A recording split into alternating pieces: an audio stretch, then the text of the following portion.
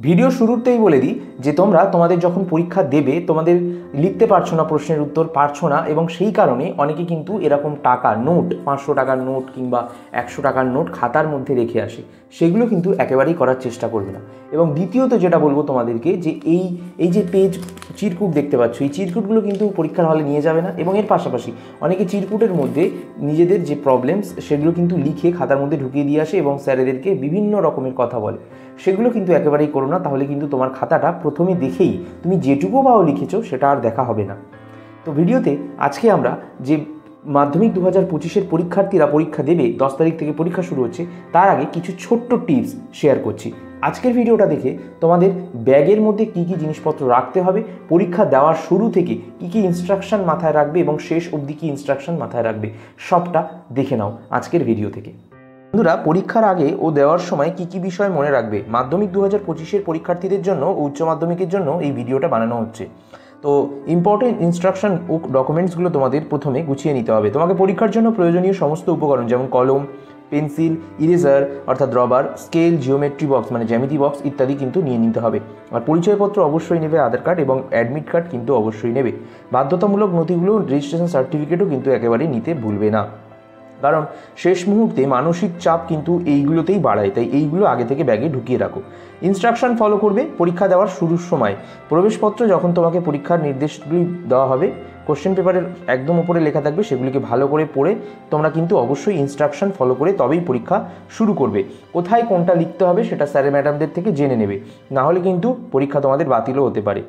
Read the question carefully, অর্থাৎ প্রশ্নের answer চেষ্টা শুরু করার আগে তোমাকে প্রথমে প্রশ্নটা ভালোভাবে পড়ে নিতে হবে। এটি করার মাধ্যমে তুমি তোমার চিন্তাগুলিকে অর্গানাইজ করতে পারবে। অর্থাৎ কি, 15 মিনিট যে সময় দেওয়া হয় সেই 15 মিনিটে তোমরা যদি কোশ্চেনগুলোকে অ্যারেঞ্জ করে নাও, তাহলে তোমাদের মাথার মধ্যে থাকবে যে আমরা এই প্রশ্নটা এত মিনিটের জন্য সময় নেব, এই প্রশ্নটা এত মিনিটের জন্য সময় নেব। আনসার শিট সিগনেচার এর পরের স্টেপ। আনসার শিট সিগনেচার মানে কি, প্রতিটা আনসারে তোমরা তোমাদের নাম, পেজ নাম্বার এবং সাবজেক্ট এবং রেজিস্ট্রেশন বা অ্যাডমিট রোল নাম্বারটা লিখবে, নাহলে কিন্তু তোমাদের পরীক্ষা বাতিল হতে পারে। নেক্সট, মেক স্ট্র্যাটেজি, অর্থাৎ তোমার মন ঠান্ডা রাখতে হবে। মন ঠান্ডা রেখে তোমাকে আগে নিজের মধ্যে থেকে আত্মবিশ্বাস বাড়িয়ে তুলে তোমাকে মনে রাখতে হবে যে আমি কোন প্রশ্নটা আগে লিখবো, কোনটা আগে পারবো। যেগুলো তুমি কনফিডেন্ট 100% যে এটাই আমি পারবো, সেটা কিন্তু লিখবে। টাইম ম্যানেজমেন্ট একদম খুব ইম্পর্টেন্ট একটা বিষয়। আতঙ্কিত না হয়ে প্রশ্ন অনুযায়ী তোমার সময় পরিচালনা করো এবং তোমার সময়কে এমনভাবে নির্ধারণ করো যাতে তুমি সম্ভাব্য প্রশ্নগুলি এড়াতে সম্পূর্ণ উত্তরপত্রটি আবার দেখার জন্য আরও কিছু সময় পাও।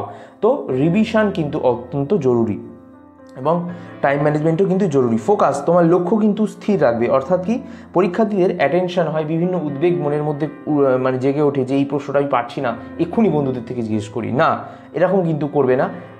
যদি কোনো ছোট প্রশ্ন একটু আধটু না পারো, জিজ্ঞাসা করো, সেটা অবশ্যই করা উচিত নয়, তবুও যদি করো কিন্তু সেটা পরীক্ষা চলাকালীন তোমার অন্য প্রশ্ন উত্তরগুলো যেগুলো পারবে সেগুলো লিখে নিয়ে তারপর করবে। সমস্ত ভার্বাল ইনস্ট্রাকশন মন দিয়ে পড়বে। অর্থাৎ ভার্বাল ইনস্ট্রাকশন মানে কি, ম্যাডাম স্যাররা যারা গার্ডে পড়েছেন তারা কি বলছে সেটা শুনবেন। রিচেক তোমার জন্য খুব গুরুত্বপূর্ণ। পরীক্ষা দিয়ে দেওয়া হয়ে যাওয়ার পর তোমরা দেখছো স্ক্রিনে, রিচেক কিন্তু করবে। 15 মিনিট এমনভাবে পরীক্ষাটা দেবে, 15 মিনিট যেন তোমার হাতে থাকে, তুমি একটু চেক করে নেওয়ার জন্য যে কীভাবে উত্তর লিখলাম, রিডিং পড়ে একবার দেখে নেবে। তো এই কটা টিপস যদি তোমরা করতে পারো, তাহলে তোমাদের মাধ্যমিক 2025-এর পরীক্ষার্থীরা যারা রয়েছে এবং উচ্চ মাধ্যমিকের যারা রয়েছে তাদের পরীক্ষা অত্যন্ত ভালো হবে।